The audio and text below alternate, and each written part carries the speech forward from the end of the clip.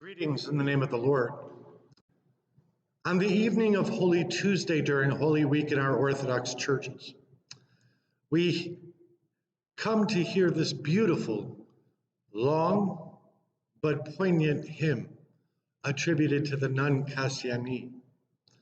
The hymn itself is in the voice of a woman who has fallen into many sins. But for us within the church, this becomes a symbol of ourselves because the church itself is symbolized as the bride of Christ. We have fallen into many sins. Holy Week, as I've said, is a time of vigilance to recognize our unworthiness in the light of the Lord's gift of salvation, the grace that he confers on us from above. And despite our sin, his continued love for us should inspire us to be grateful and thankful. This means to be honest about our own failure. It means to be honest about our own need for the Lord and his mercy. The words of the hymns are these. The woman who had fallen into many sins, perceiving your divinity, O Lord, assumes the role of a myrrh bearer, and lamenting, she brings the mirror before your burial.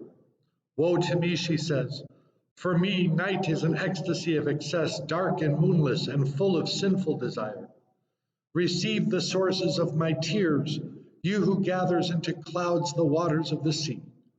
Incline the groanings of my heart, you who in your ineffable condescension bowed down the heavens.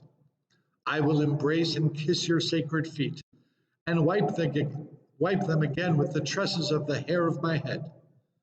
Your feet, at whose sound Eve hid herself in fear when she heard your footsteps while you were walking in paradise in the twilight.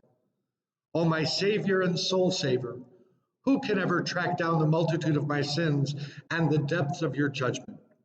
Do not disregard me, your servant, you whose mercy is boundless.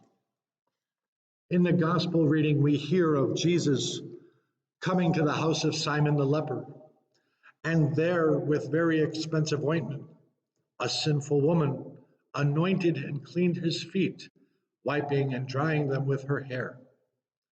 That woman becomes a symbol for us all.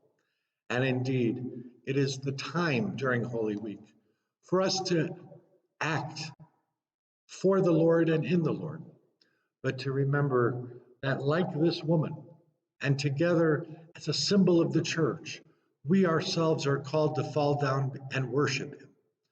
We worship him because, despite our sinfulness, despite our neglect, despite our unworthiness, he came to save us. He came to restore us to that paradise of which the hymn speaks. The paradise and the life where there was no death, there was no pain, sorrow, or suffering. There was no illness or pandemics to worry about. There were to be no anxieties. And although humanity fell from that grace, he picks us up and he remembers us in his mercy and his great love for humanity. This is why he comes to us in the flesh. He suffers for us. He takes upon himself our sorrows and our sin. He dies for us and in place of us. And rising on the third day, he grants us life everlasting. And all those who believe in his name enjoy that life. So let us make this indeed a very holy week as we continue to worship the Lord. For we are the people who look forward to the resurrection of the dead and the life of the age to come. Amen.